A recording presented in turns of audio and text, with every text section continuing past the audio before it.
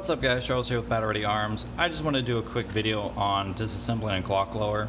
I know there's a million of them out there, some are good, some are not so good, but I just wanted to cover a few things real quick because I've seen some videos where people disassemble them and they're like beating the pins out with hammers and stuff, and that should not be necessary. So basically all you need to completely strip a lower is a punch, a flathead screwdriver, and some pliers. So these pins you should not have to beat out. It should just be simple push them out type process. If you have to beat them out, probably something's wrong. So this big one here, push it. Sometimes it'll go. If it doesn't go, wiggle this. Don't beat it with a hammer. Wiggle your slide stop, slide release up and down and back and forth a little bit, and typically it'll just pop right out. There it goes.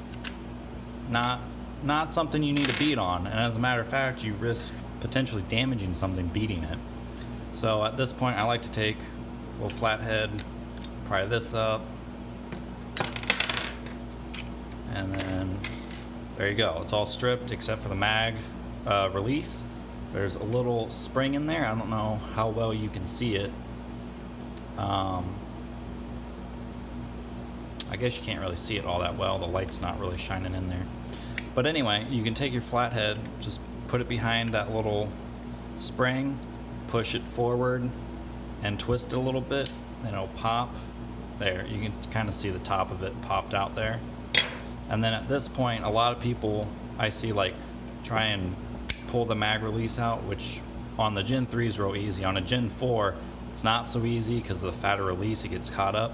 All you have to do is just reach in there with a pair of needle nose, grab onto that spring. Sometimes it can be a little bit tricky. I actually should have left that release in there because it helps hold the spring forward. So let me do that real quick. Okay, so if this was a Gen 4, you can just grab the spring with a pair of needle nose. Like I said, sometimes it can be a little bit tricky. There you go. Pull it right out. I managed to sling it on the floor, that's alright. So anyway, yeah, that spring that's in there, it just slides in and out. You can just grab it with some needle nose, pull it out. You're not damaging or hurting anything.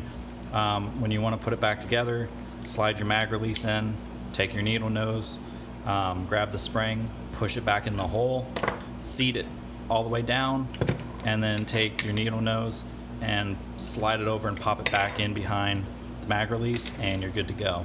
So anyway, that is stripping a Glock lower. Okay, so as you can see, I grabbed the spring up off the floor. So reassembly, with the Gen 3 it doesn't matter as much, but if it's a Gen 4, I recommend putting the magazine release in first, because good luck putting the spring in first then trying to get the mag release in. It's a huge pain. So anyway, like I said, grab it with the needle nose, put it back into its hole.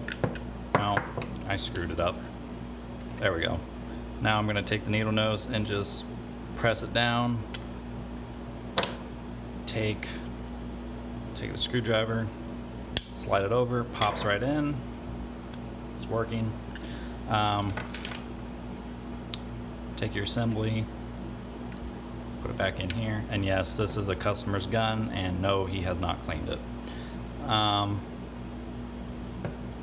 Locking block, go ahead and slide this top pin in. I'm going to slide the pin in for the back here, and as you can see, like I said, most of this stuff should go in fairly easily.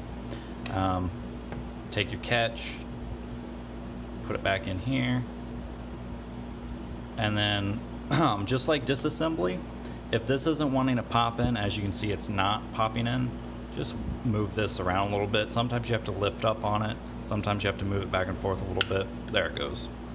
Like I said, you shouldn't have to beat anything in. If you're beating it, something's wrong. Now that doesn't mean sometimes you can't give it a little bit of a tap. You know, every now and then stuff will get a little bit hung up. It just, typically all you need to do in my experience is take something like this and just give it a few light taps, and that should be it. If you have to take a hammer and beat it, stop. stop, try and figure out what's going on before you damage something potentially. So, but yeah, that's it. Pretty easy to take apart and put together, and you shouldn't have to beat anything. So anyway, thanks for watching. This is Charles Battle Ready Arms.